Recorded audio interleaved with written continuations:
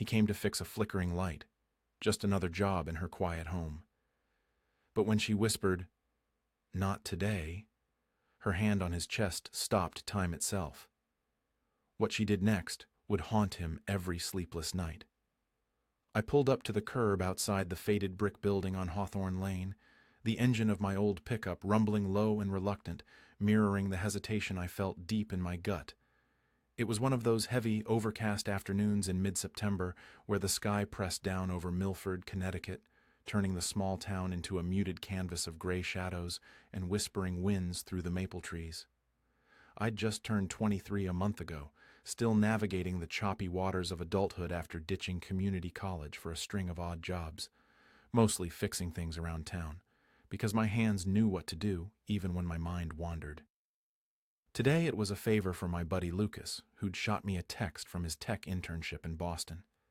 "Man, Mom's sink is leaking again. She's clueless with tools. Could you swing by?" I didn't mind. Lucas and I went back to high school days, and his mom, Mirabelle Thorne, had always been the kind one, slipping us homemade cookies or letting us sprawl out in her living room for all-night video game marathons. The apartment complex, Shadowbrook Residences, sat at the end of a winding road, its lawns dotted with kids' bikes leaning against fences and the distant sizzle of someone grilling burgers wafting through the air. It wasn't upscale, but it had that worn-in comfort, like a place where lives unfolded quietly behind closed doors. I hoisted my toolbox from the passenger seat, the metal handle cool against my palm, and climbed the concrete steps to Unit 14B. The door was a chipped navy blue, flakes peeling like old memories, and I knocked twice, shifting my weight awkwardly in my faded jeans and flannel shirt, feeling oddly like an intruder in a space that wasn't mine. After a pause that stretched just long enough to make me second-guess, the door creaked open. There stood Mirabelle, looking much like I remembered from those teenage hangouts, but somehow sharper in the afternoon light. Perhaps it was the absence of Lucas, or maybe just the way time had etched subtle lines of experience around her eyes. She was in her late 30s, I'd guess around 38, carrying that quiet strength of someone who'd pieced together a life after her divorce years back, raising a kid on her own while holding down a job. Her dark hair was swept into a loose ponytail, a few stray strands framing her face, and she wore a simple gray sweater over leggings, as if caught mid-chore. Her hazel eyes met mine with a small, genuine smile that carried a hint of surprise. "Harlan? Oh yes, Lucas said you'd be coming." "Thank you for this. Come on in." I stepped across the threshold, the air inside laced with a subtle lavender scent from a flickering candle on the coffee table, mingling with the faint aroma of fresh laundry from somewhere down the hall.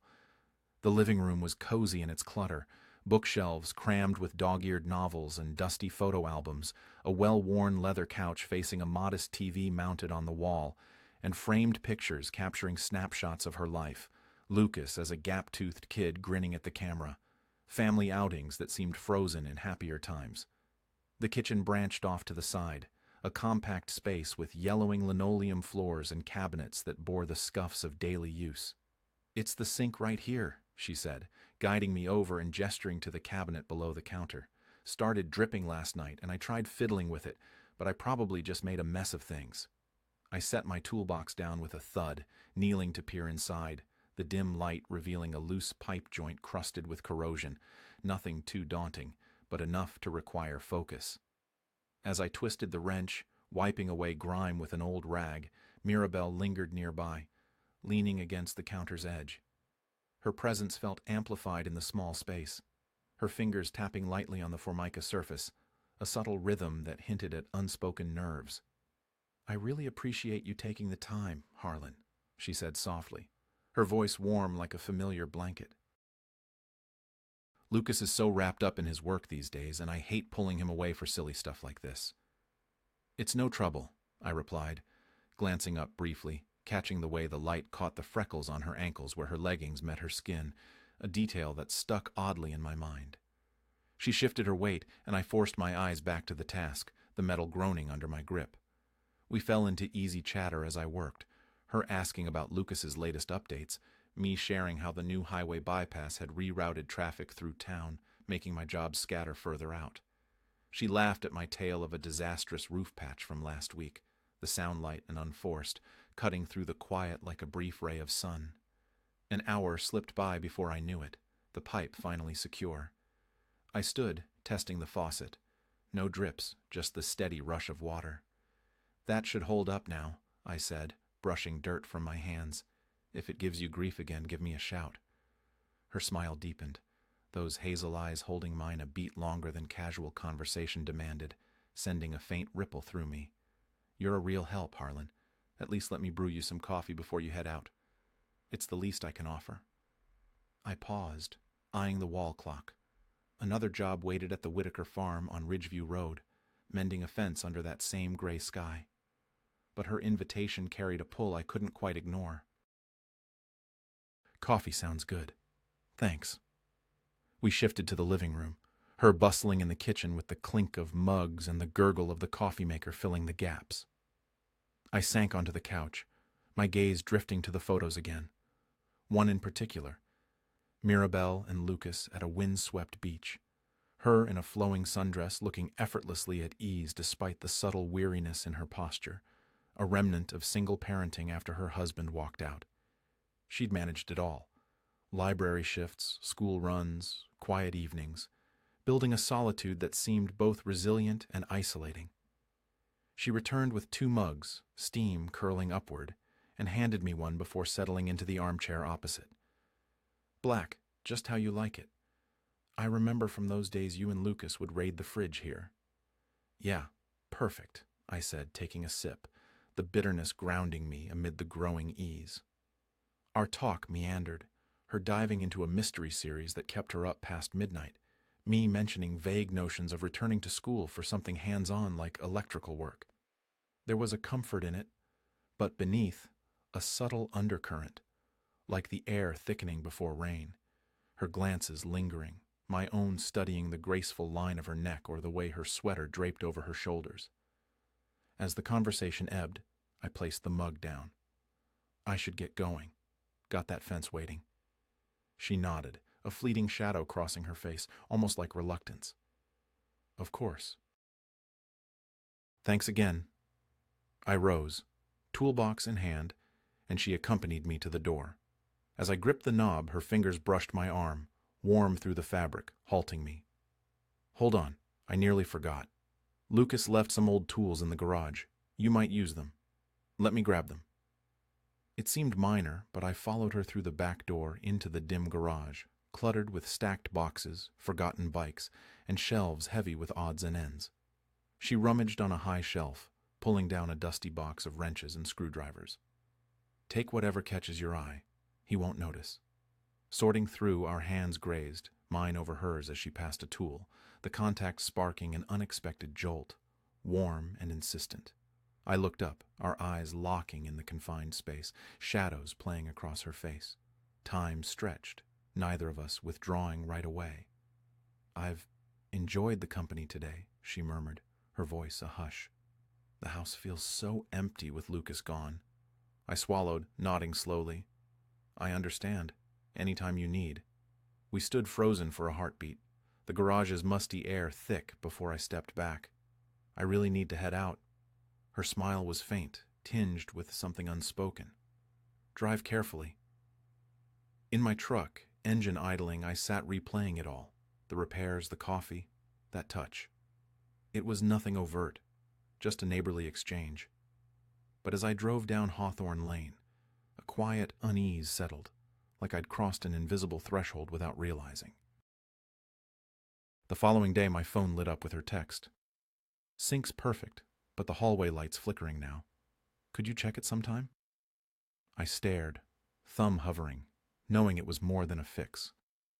I replied, tomorrow afternoon works. Arriving under a clearer sky, sunlight dappling the trees around Shadowbrook, she greeted me in a blouse and jeans, hair loose, framing her features softly. Harlan, sorry to pull you back so soon. No issue, I said, stepping in. The light flickered erratically, a wiring glitch. Ladder up, I worked while she observed from below, our talk flowing, her library woes with budget cuts, my frustrations with aimless jobs. "You're doing meaningful work," she said, looking up, her words carrying weight. "Staying grounded takes strength." Descending, the hallway's narrowness brought us close, her scent, floral and subtle, stirring something. The light steadied, but the air didn't. More coffee led to deeper shares, her guarded post-divorce life, my failed relationships. Vulnerability hung between us, her hand briefly on mine. Glancing at my watch, "I have to go. Parts pickup on Cedar Street." At the door, her hand on the frame. "Harlan." I turned, and she closed the distance, palm on my chest. "Not today." My pulse raced, searching her conflicted eyes. The age, the ties, the wrongness evident. Yet I couldn't move. This was only the beginning. But he didn't know yet how quickly things could spiral out of control.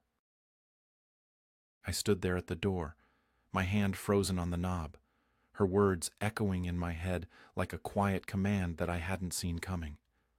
"Not today," she said again, her voice firm yet laced with a vulnerability that made my chest tighten, her palm pressing gently against my chest, not shoving me away, but anchoring me in place. The hallway light I'd fixed earlier bathed us in a soft, steady glow, accentuating the fine lines around her hazel eyes, lines that spoke of years filled with responsibilities and quiet battles I could only imagine. At 23, I was still piecing together who I was supposed to be, bouncing between jobs and uncertainties, while Mirabelle, in her late 30s, around 38, as she'd later confirm, carried the weight of a life already tested by divorce, single parenting, and the relentless grind of holding it all together.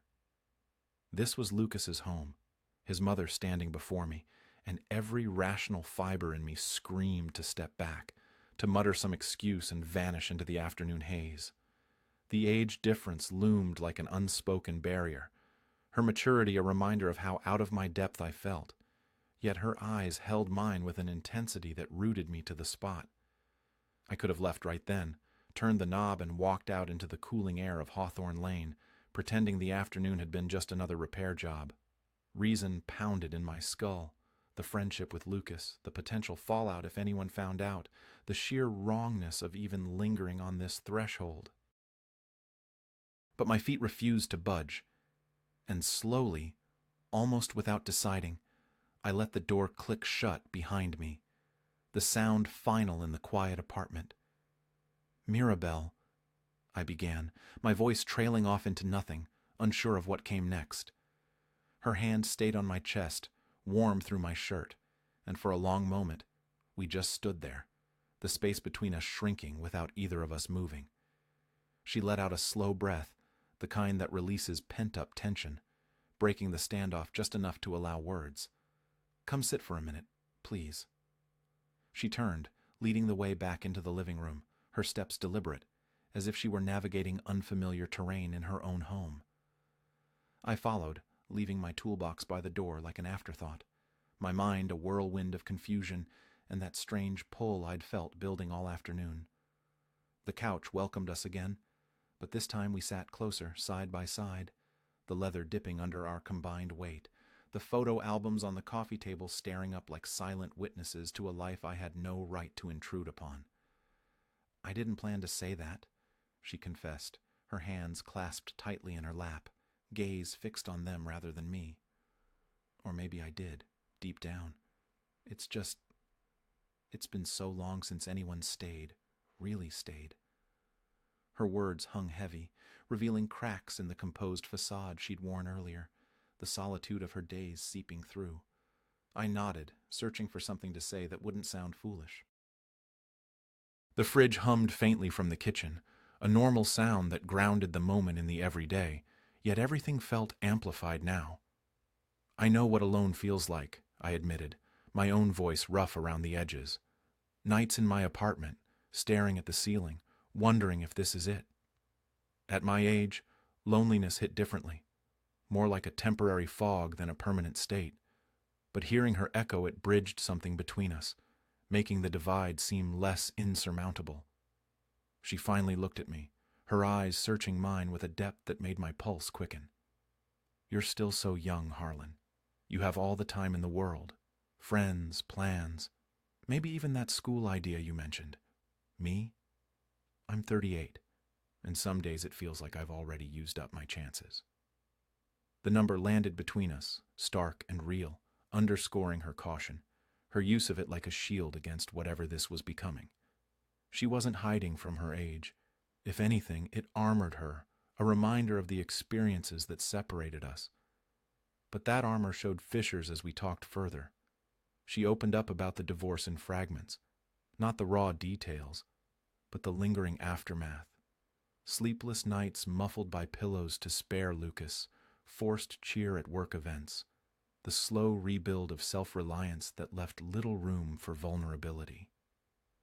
"I thought I'd gotten good at being on my own," she said, her tone laced with quiet regret. "But then you show up, fixing leaks and lights, actually listening.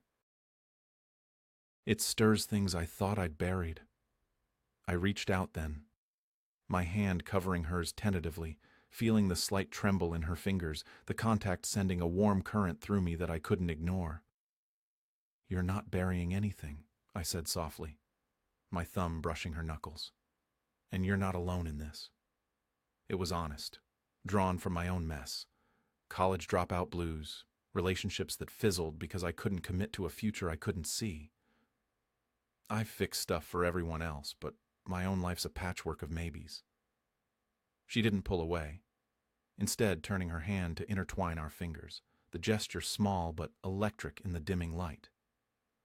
"You're more together than you think, Harlan. Kind, steady. That's rare." The room seemed to close in, every breath shared, the lavender candle flickering shadows across the walls. I knew the risks. Lucas could text any second, a neighbor might knock, or worse, I'd cross a line that couldn't be uncrossed. But the connection hummed, pulling against the doubts. Suddenly she stood, breaking the intensity. "Tea? I need something to do with my hands." I agreed, following her to the kitchen where she filled the kettle, the water rushing from the faucet I'd mended. Leaning against the counter, I watched her movements, graceful, practiced, but with a new hesitation, as if aware of my gaze tracing the curve of her shoulders, the way her ponytail swayed. The kettle whistled, piercing the quiet, and she poured 2 cups, steam rising like unspoken thoughts. We stood sipping, the warmth seeping into my palms, and she asked, "Tell me something real about you, something hidden." I paused, then shared. "I write stories in my spare time. Not great ones, but they help sort out the chaos in my head." Her eyes brightened, a genuine spark. "I'd like to read one someday." Then her turn. "I dance alone here sometimes to old 90s tracks. Makes me feel alive again." A blush colored her cheeks, and we laughed softly, the moment lightening the air.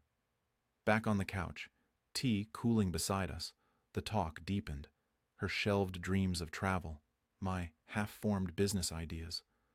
Hours melted away, the sun sinking low, casting long golden rays through the windows of Shadowbrook residences. At some point, her shoulder brushed mine as she leaned back, and she whispered, "You don't have to stay if this feels wrong." "But I want to," I replied, turning to face her fully. Our faces were inches apart now, her breath warm on my skin, the floral hint of her shampoo intoxicating. The pull was undeniable, charged with all the reasons it shouldn't be. Her fingers tightened in mine, conflict etching her brow. "This is insane. You're Lucas's friend. I'm old enough to be, well, you know." The words carried the weight of societal judgments, the moral tangle we'd both sensed from the start. "I'm not thinking about that," I said, though the thought lingered. "You're real, Mirabelle. That's what matters." The phone rang then, her landline jarring us, but she ignored it, leaning closer instead. Our lips met softly at first, exploratory, then with a depth that surprised me, her response eager, as if releasing years of restraint. My arms encircled her, drawing her in, the world narrowing to the couch, her hair loosening under my fingers. We parted, breathless, her forehead against mine. "We can't," she murmured, eyes conflicted. "I know," I whispered, but we didn't stop. The evening unfolded gradually. Dinner thrown together in the kitchen, pasta with whatever was in the fridge, eaten at the table with feet brushing underneath, laughter easing the undercurrent of tension. As night deepened, the lamp's glow softened the room. We returned to the couch, her head resting on my shoulder, my arm around her waist. "Stay tonight," she said quietly. "Just this once." I hesitated, images of Lucas flashing, the potential regret tomorrow, but nodded. "All right." Her bedroom was a sanctuary, neat, with a quilted bed and stacks of books on the nightstand, the space intimate and revealing. We undressed slowly, no haste, her self-consciousness melting under gentle reassurances. The night was a tapestry of closeness, built on shared whispers of fears and hopes, her opening about enduring loneliness, me confessing my insecurities. Sleep came with her curled against me, her breathing a steady rhythm. Dawn crept in, reality filtering through the curtains. I woke first, watching her peaceful form, doubt creeping back like morning fog. What now? The complications loomed larger in the light. Lucas, the town, our mismatched lives. She stirred, smiling shyly. "Good morning." "Morning." A kiss to her forehead, but the ease had fractured. We dressed in weighted silence, coffee brewing as we tiptoed around the inevitable. "Last night," she started, stirring endlessly. "Was incredible," I finished. "But yeah, complicated." She agreed, the secrecy underscoring the fragility. At the door, she hugged me tight. "I don't regret it, but maybe this is where it ends." The words twisted inside me. "If that's what you want." Her eyes searched mine, torn. "I don't know. It's not fair. To you, to me." I held her a moment longer, then stepped out into the crisp air, Hawthorne Lane stretching ahead. Driving away, questions swirled. Was this goodbye, or something more enduring? Everything is heading toward a finale you can't brush off. What she does now will leave a mark on him forever. The drive away from Shadowbrook Residences that morning felt like navigating through a fog. My old pickup rattling along Hawthorne Lane as the town of Milford woke under a pale September sun. My hands gripped the wheel tighter than necessary, the taste of Mirabelle's coffee lingering, sharp and unsweetened despite the sugar she'd stirred in, as if my body refused to let go of the night before. I was 23, still piecing together what it meant to be a man in a world that seemed to demand answers I didn't have, and last night had thrown everything into sharper relief. Mirabelle, at 38, was a woman who'd already carved out a life from the wreckage of a broken marriage, raising Lucas alone while holding down her library job with a grace that hid the weight of it all. The memory of her warmth against me, the way her voice cracked when she spoke of loneliness, the soft give of her lips, played on a loop in my head, tangled with guilt over Lucas, my best friend, who was blissfully unaware in Boston. Her words at the door, "Maybe this is where it ends," cut deeper than I expected, and as I turned onto Main Street, passing the diner with its neon sign flickering to life, I wondered if I'd just walked away from something I'd never fully understand. The day stretched ahead, heavy with routine. I threw myself into work at the auto shop on Brookside Avenue, sliding under a rusted Chevy, the smell of oil and metal grounding me as I wrestled with stubborn bolts. My hands moved on autopilot, but my mind was back in her living room, replaying every glance, every pause. The age gap loomed like a shadow. 15 years, a lifetime of experiences I couldn't match. Her maturity, a quiet rebuke to my untested youth. Lucas's face flashed in my thoughts, his easy grin from high school days when we'd sprawl on Mirabelle's couch, oblivious to her struggles. What would he think if he knew? The town wasn't big. Gossip spread like wildfire along the quiet streets, and I wasn't ready to be the guy who crossed that line. Yet the pull toward her was relentless, a tide I couldn't swim against, her vulnerability mirroring something in me I hadn't faced until now. My phone stayed silent all day. No text, no call, just the hum of the shop's radio and the clatter of tools. Back at my apartment in the Oak Ridge complex, a bare-bones one-bedroom with peeling paint and a second-hand couch, I paced the creaky floorboards, staring at the screen, willing it to light up. Should I reach out? Apologize? Act like nothing happened? The uncertainty twisted my gut, dinner reduced to a cold slice of pizza forgotten on the counter. By 8, I couldn't take it anymore. I grabbed my keys, the decision made before I could overthink it, and drove back to Hawthorne Lane, the streetlights casting long shadows over the maples. I had no plan, just a need to see her, to know if last night was a mistake or something worth fighting for. Her unit glowed softly, curtains drawn, a warm light seeping out like an invitation. I knocked, lighter than I meant, my heart hammering like I was a teenager sneaking out. The wait felt endless, each second stretching my nerves, until the door opened.